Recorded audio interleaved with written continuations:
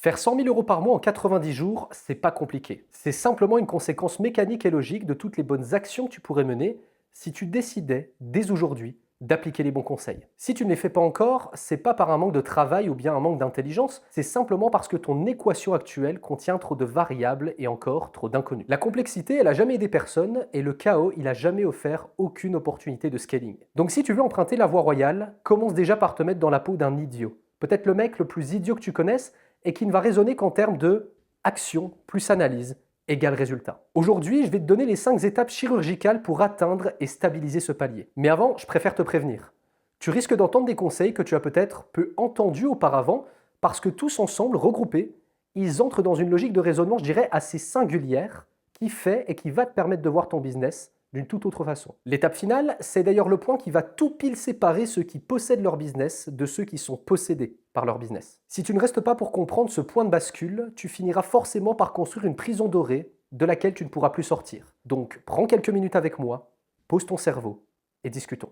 Commençons par le commencement. Dans ton business, tu dois procéder à un gros dépoussiérage comme première étape. Une énorme partie des personnes dans ta situation moulinent dans le vide. Peut-être parce que toi aussi, sans t'en rendre compte, tu vends de la complexité. Tu penses que plus ton offre est complète, plus elle a de la valeur et plus elle te fait paraître pour un expert. En réalité, sur le marché actuel, c'est justement l'inverse qui va se passer. La complexité, c'est justement le refuge des gens qui ne savent pas ce qu'ils vendent ou bien qui ne sont pas confiants sur ce qu'ils vont te vendre. Sur le principe, tu dois pouvoir être un miroir pour ton prospect. Il doit se dire que tu le comprends parfaitement. Il doit trouver de fortes ressemblances entre toi et entre lui et sa pensée doit finalement être « cette personne lit dans mon esprit ». Donc évidemment, ne lui parle pas à tout prix de ton programme ou bien de ce que tu peux faire pour lui. Parle-lui plutôt de sa situation. Parle-lui de sa nuit blanche de la veille, des portes que son problème lui ferme actuellement. Creuse le lien émotionnel sur une seule douleur, pas sur 7, 8, 9 ou 10 à la fois. Parce qu'en dispersant, tu disperses également sa douleur. Et puis ensuite, appuie comme il faut. Appuie fort, appuie bien, appuie au bon endroit. Parce que ton prospect, alors, toute mesure gardée évidemment,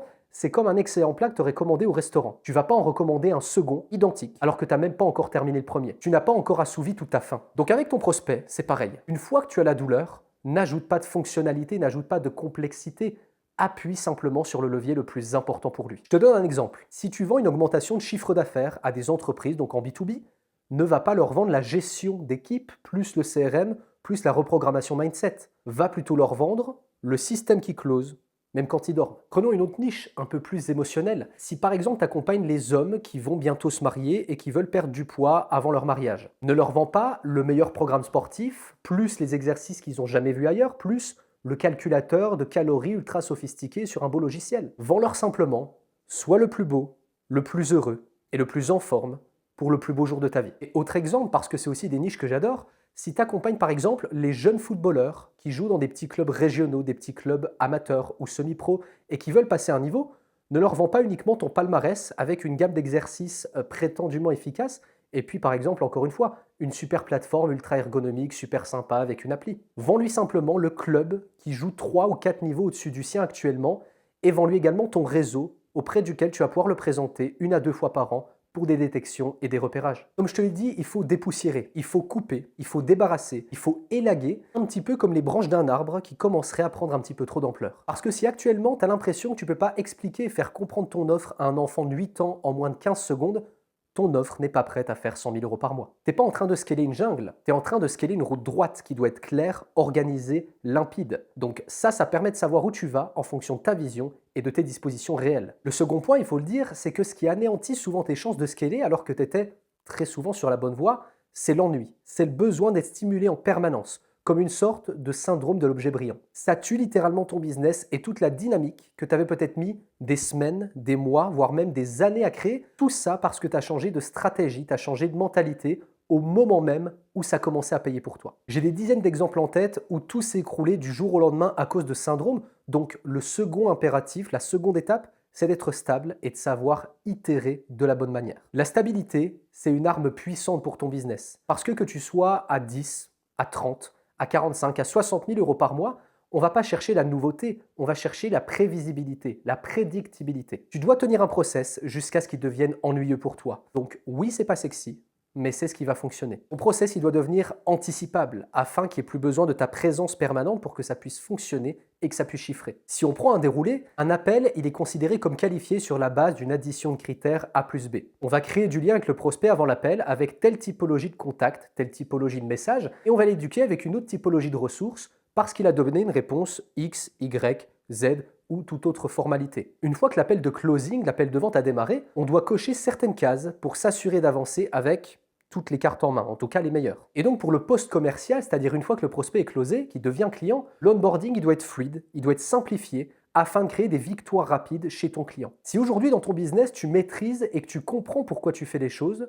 tu maîtrises forcément ce qui te fait réussir et à partir de là, ta réussite elle est plus due au hasard ou à ton expertise, au fait que tu sois bon, elle est due à l'intelligence de ton système. Donc je t'invite à faire un premier exercice, celui de créer ton process. Tu reprends mes conseils, tu crées ton propre process, celui qui est adapté à ton business, de tes idées, et tu le tiens sur tes 20 à 30, 40 prochains appels de vente. Tu vas forcément voir une amélioration et surtout des tendances, des patterns se dégager. Et à partir de là, justement, c'est ce qui va me permettre d'introduire le principe d'itération. Et justement la clé du progrès de cette seconde étape. Au lieu de faire comme les autres et de vouloir tout bousculer, tout changer une fois que quelque chose ne va pas, change une seule variable à la fois, peut-être 2 maximum. Je te donne l'exemple. Dans toute conversion en appel, il chute de 5, 6, 7%, peu importe. L'amateur, ce qu'il va faire, c'est qu'il va changer son script. L'expert, lui, il va analyser si c'est le signal marketing, si c'est le temps qu'on a mis à contacter le lead une fois qu'il a booké le call, ou bien même si c'est l'énergie du closer sur une semaine avec son état d'esprit qui va moins bien. Donc je t'invite à bien comprendre une chose qui va à contre-courant de ce que beaucoup disent ou de ce que beaucoup pensent sur le marché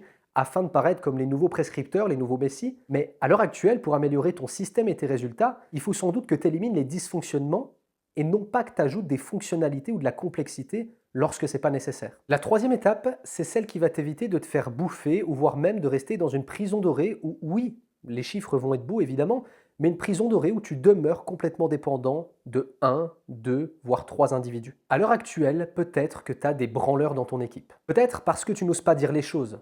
Peut-être parce que tu te contentes plutôt que d'obtenir ce qui te satisfait réellement. En tout cas, pour atteindre des gros chiffres de façon constante, tu recrutes pour te soulager et non pas pour t'enliser dans quelque chose qui t'emprisonne. Chaque membre que tu vas recruter dans ton équipe, ça doit être un multiplicateur, pas un poids. Donc ce que je t'invite à faire, et ça va drastiquement te simplifier la vie, c'est de recruter peu de personnes, mais toujours d'exiger le maximum d'eux-mêmes. Tu peux te l'autoriser. Un pôle sales d'élite, c'est 2 voire 3 guerriers acharnés.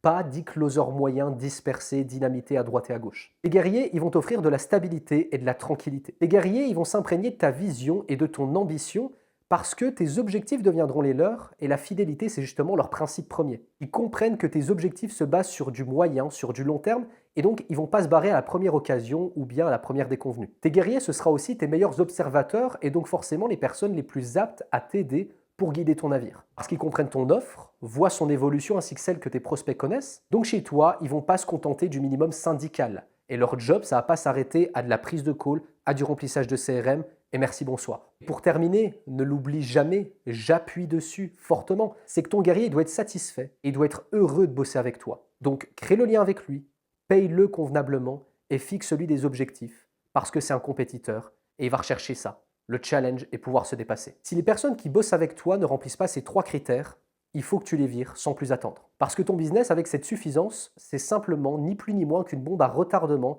qui va te péter dans les mains et à la figure à un moment ou à un autre. Pour sortir de ta prison dorée, il faut également que tu arrêtes de t'auto-saboter. Si tu fais déjà du cash et que tu t'occupes encore de la technique, de la delivery, du SAV dans ta boîte, je t'assure que tu es en train de perdre du temps, de l'argent et qu'aujourd'hui, c'est toi le plus gros goulot d'étranglement de ta boîte. Le calcul, il est simple. Si ta zone de génie, l'endroit où tu es bon, ça vaut 1 000 € par heure, ce qui va être le cas pour des mecs qui font entre 70 à 120 000 € par mois, et qu'au lieu de faire ça, tu passes 2 heures par jour sur des tâches à 20 ou 30 € de l'heure, dis-toi que tu es déjà en train de perdre 60 000 € de chiffre d'affaires mensuel potentiel. Le calcul est simple, on fait 2 heures par jour à 1 000 €, ce qui fait 2 000 € par jour, fois 30, 60 000. Donc déléguer les bonnes choses aux bonnes personnes dans ta boîte, c'est pas un luxe, c'est un impératif de survie financière et de tranquillité business, mais également tranquillité d'esprit. On peut en profiter pour faire un deuxième exercice. Prends 3 jours, prends une feuille, un stylo et note élément par élément pendant 72 heures tout ce que tu fais dans ta journée. En face de chaque tâche, tu vas noter ce qu'elle te rapporte réellement et combien de temps tu es en train d'y passer au quotidien ou successivement pendant 3 jours. Assez rapidement, tu risques de voir que 60 à 80% de ton temps, tu le passes dans le vide sur des tâches qui ne rapportent pas ou qui du moins sont à faible valeur ajoutée. Donc si tu parviens à te libérer du temps en évitant ces fameuses tâches, tu auras forcément plus d'énergie et de disponibilité pour être sur les 20% qui te font vraiment gagner ta vie et apportent vraiment du résultat aux personnes que tu accompagnes. Donc sans rien faire de nouveau, mais simplement en faisant ce que tu faisais déjà, en mieux et en plus, tu risques de multiplier tes revenus par 3, 4, 5, 6. L'étape 4, c'est arrête de réfléchir et fonce. Intellectualiser chaque aspect de ton business, c'est pas ça qui va te rendre riche. Parce que pendant que tu réfléchis à la couleur de ton logo, à la moindre virgule sur ton prochain script de vente, sur ton prochain contenu, je peux t'assurer que pendant ce temps-là, pendant que tu construis finalement un château de sable parfait, il y en a d'autres qui sont moins intelligents que toi, peut-être moins habiles que toi, peut-être même moins professionnels que toi, qui sont en train de construire un empire imparfait, mais un empire quand même. Et cet empire-là qu'ils sont en train de construire, il vaut déjà 99% plus que toutes tes idées que tu n'as encore jamais lancées. Donc n'oublie jamais ça, l'intellectualisation, c'est la forme la plus sophistiquée de la procrastination. Le château de sable parfait dans ta tête, il vaut 0 €. Le système bancal qui tourne et qui encaisse des paiements, il vaut infiniment plus. Donc pour ce faire, je t'invite à appliquer ce qu'on appelle la loi du mouvement. Il faut tester, tester et retester. On ne sait pas ce qu'on ne sait pas. Donc le feedback du marché, c'est le seul qui compte à la fin de l'histoire et il faut que tu t'y tiennes. Tu sauras si ton offre elle est bonne seulement quand des gens auront sorti leur carte bleue, auront payé, bossé avec toi et t'auront fait un feedback. Et c'est justement ça qui va te permettre de construire un empire imparfait parce que scaler à 100, 150, 200 000 euros, c'est aussi accepter que tout ne soit pas propre et qu'il n'y a jamais de vérité générale quelle que soit l'industrie. Ce qui fonctionne chez un concurrent est peut-être totalement voué à l'échec chez toi. Donc faire plus de chiffres, je te l'ai dit, c'est accepter que oui, il y a des bugs, mais c'est accepter que tu vas avoir du flux. Le perfectionnisme, c'est une maladie de pauvre. L'architecte, l'expert, lui, il va lancer, il va observer, il va regarder les débris et il va reconstruire en plus solide. En somme, il va itérer. La cinquième étape, et ça tombe bien, incarne ce que j'appelle la fameuse loi des 5 heures. Je te présente le paradoxe. Si tu travailles plus de 5 heures par jour, à l'heure actuelle, tu n'es pas un CEO, tu es simplement un employé de luxe, quelqu'un qui est bon, mais qui reste au service de son business. Alors, pourquoi 5 heures? Parce qu'au-delà de 5 heures, tu vas drastiquement perdre ta lucidité décisionnelle, celle qui te rapporte des milliers, des dizaines de milliers d'euros tous les mois. Cette lucidité, c'est ta capacité à prendre des décisions stratégiques, ultra importantes, et si elle s'effondre, ton business également. Si tu perds cette lucidité, tu deviens réactif, plutôt que d'être proactif. Je t'invite d'ailleurs à regarder autour de toi les exemples peut-être les plus parlants, les autres entrepreneurs, les personnes qui bossent dans des bureaux. Est-ce que tu penses réellement qu'ils sont productifs pendant 8, 9, 10 heures de temps, de 9 heures à 17 heures en continu? Honnêtement, jamais de la vie. Est-ce que toi, en revanche, tu peux bosser 10, 11, 12 heures par jour? Évidemment que tu le peux. Maintenant, est-ce que tu peux être efficient pendant ces 10 à 12 heures par jour? Là, je pense que la probabilité, elle s'effondre. Mais après tout, on est là pour discuter, c'est ton business, ta vie, tes décisions. Néanmoins, de mon côté, je suis convaincu que si tu es encore ici, c'est parce que tu es bon dans ton expertise, tu sais apporter des résultats, t'aides véritablement tes clients, et donc ce qui te manque au-delà même des résultats, c'est parfois d'avoir plus de contrôle. Et sincèrement, entre nous, est-ce que tu penses que tu contrôles véritablement ton business si tu as besoin d'y bosser 10 heures par jour? Permets-moi d'en douter. Donc si tu veux pouvoir t'appliquer à toi-même cette fameuse loi des 5 heures tout en augmentant tes résultats actuels évidemment, applique les principes précédents et encore plus ce que je vais te donner. Il faut que tu crées une delivery vertueuse. Si ton business nécessite aujourd'hui ta présence active toute la journée, toute l'année, tous les mois, c'est que ta delivery est en quelque sorte mal foutue. Un client satisfait, évidemment, c'est un client qui déjà, oui, obtient des résultats grâce à ton système et pas grâce à ton temps, à ton énergie ou au fait de t'avoir en face à face. Le deuxième point, c'est que tu dois systémiser ta boucle de valeur. Moins tu travailles dans l'opérationnel, plus tu as d'espace pour observer la machine et prendre du recul. Ton job à toi, aujourd'hui, à ce niveau-là, c'est de penser stratégie, efficacité, amélioration, vision et de valider les gros arbitrages de ton activité. Si tu libères ton temps, tu augmentes la satisfaction client. Si la satisfaction client augmente, c'est ta recommandation qui va augmenter aussi. Et donc si ta recommandation augmente, tes coûts d'acquisition baissent et tes profits, eux, augmentent à nouveau. C'est tout simplement ce qu'on appelle le cercle vertueux de l'efficience. Et pour obtenir ça, je t'assure que tu n'as pas besoin d'être entouré de 3 techniciens, 8 closers, 2 assistantes. Tu as simplement besoin d'avoir un bon logisticien, une bonne logique de raisonnement à tes côtés. Si aujourd'hui tu ne peux pas faire tourner ta boîte en moins de 5 heures par jour, tu n'es pas un CEO, tu n'es pas un business, tu as simplement un job qui est très stressant, ok? Donc ce que je t'invite à faire, c'est à réorganiser tes priorités dès demain en réécoutant les conseils que je viens de te donner. Ces 5 étapes, ce n'est pas des simples suggestions, c'est la structure même de la liberté. Parce que 100 000 euros par mois, ce n'est pas une destination, c'est un point de départ d'un nouveau business qui ne dépend plus que de toi. Donc si tu es prêt à arrêter de réfléchir et que tu veux commencer à construire ce système, si tu veux que je vienne personnellement auditer et arbitrer tes variables et donc élaguer ce qui t'empêche de scaler, j'ai mis mon Instagram en DM, tu peux me contacter, m'envoyer un DM dessus et on va discuter.